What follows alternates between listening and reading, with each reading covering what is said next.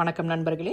இன்றைக்கு என்னுடைய சமையல் அறையில் மிக மிக சுவையான எளிமையான மொறுமொறுன்னு ரவா தோசை ஹோட்டலை விட அருமையாக எப்படி செய்யலான்னு செய்து காட்டுறேன்.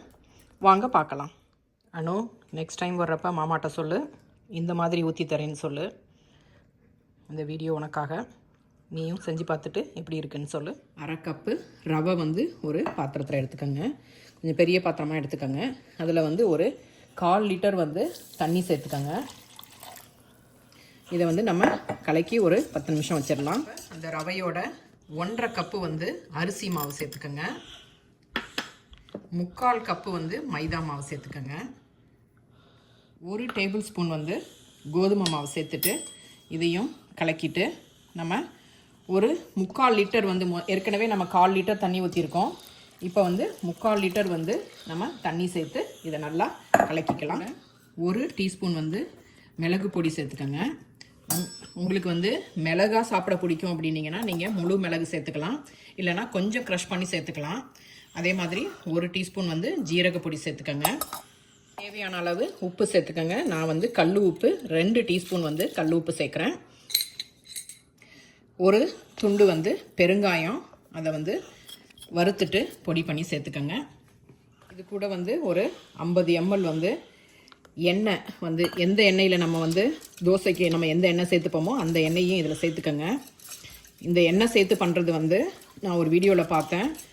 ரவா தோசை அப்படியே தோசைக்கல்லில் ஒட்டாமல் நல்லா வருது. அதனால் ரவா தோசை ஒரு மாதத்தில் ஒரு தடவை, 2 மாதத்துக்கு ஒரு தடவை சாப்பிட்டுக்கோங்க. ஏன்னா நிறைய நெய் எண்ணெய் சேர்த்து தான் நம்ம இது செய்கிறோம்.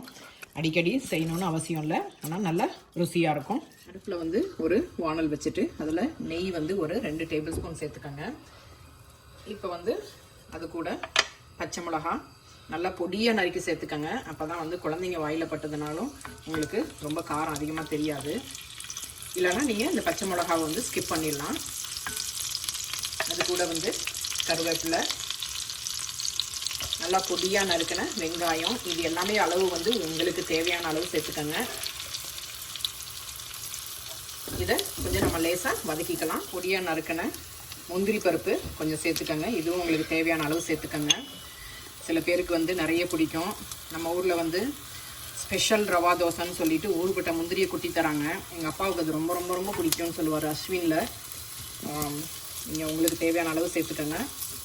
லேசாக வறுபட்டதும் அடுப்பை நிறுத்திட்டு நம்ம கொத்தமல்லி இலையும் நம்ம அதோடு சேர்த்துடலாம். இப்போ நம்ம வதக்கி வச்சதையும் இந்த ரவா மாவோடையே சேர்த்து கலந்துடலாம். கல் நல்ல மிதமான சூட்டில் இருக்கட்டும். கல் ரொம்ப சூடாயிடுச்சு அப்படின்னா லேசாக தண்ணி தெளித்து விட்டுக்கோங்க. அதே மாதிரி மாவை நல்லா கலக்கிட்டு ஒவ்வொரு தடவையும் ஊற்றுங்க. நம்ம திரும்ப தேய்க்க போகிறதில்ல, அதனால் அதுக்கு தகுந்த மாதிரி நீங்கள் ஊற்றிக்கோங்க.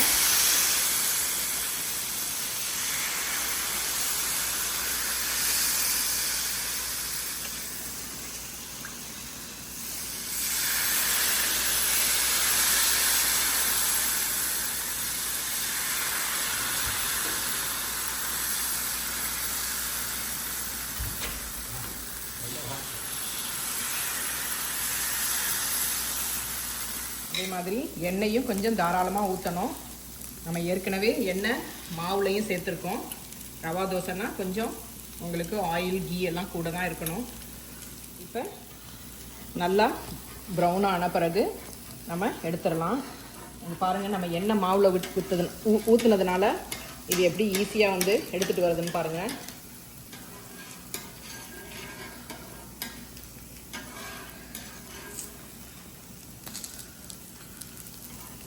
எவ்வளவு கிறிஸ்பியாக அருமையான ரவா தோசை. இந்த தோசை நம்ம பொறுமையாக தான் ஊற்றி எடுக்கணும். ரெகுலர் தோசை மாதிரி வேக வேகமாக நம்ம ஊற்றி எடுக்க முடியாது. அதனால் நீங்கள் பார்ட்டிலலாம் நீங்கள் செய்கிறீங்க அப்படின்னீங்கன்னா ரொம்ப டைம் எடுக்கும். அதுக்கு தகுந்த மாதிரி பிளான் பண்ணி செய்யுங்க.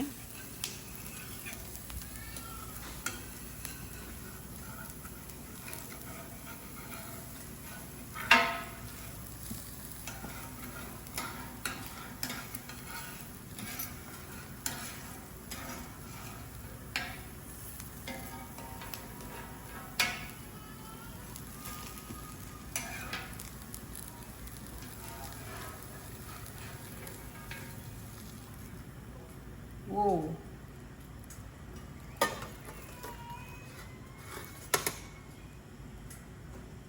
இந்த ரவா தோசையை வந்து ஒரு 2 வாரத்துக்கு முன்னாடி என்னுடைய கசனுக்கும் அங்கிளுக்கும் செய்து கொடுத்தேன். ஹோட்டல் தோசையை விட பயங்கரமாக சூப்பராக இருந்ததுன்னு சொன்னாங்க. அவள் ரெசிபி கேட்டுட்டு இருந்தா. அதனால் வந்து இந்த ரவா தோசை ரெசிபி இன்றைக்கி நான் போட்டிருக்கேன். மொறுன்னு ரவா தோசை அட்டகாசமாக இருக்குது.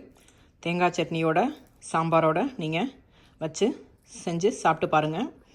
இந்த ரெசிபி உங்களுக்கு பிடிச்சிருந்ததுன்னா லைக் பண்ணுங்கள், ஷேர் பண்ணுங்கள், சப்ஸ்கிரைப் பண்ணுங்கள். என்ஜாய். தேங்க்ஸ் ஃபார் வாட்சிங்.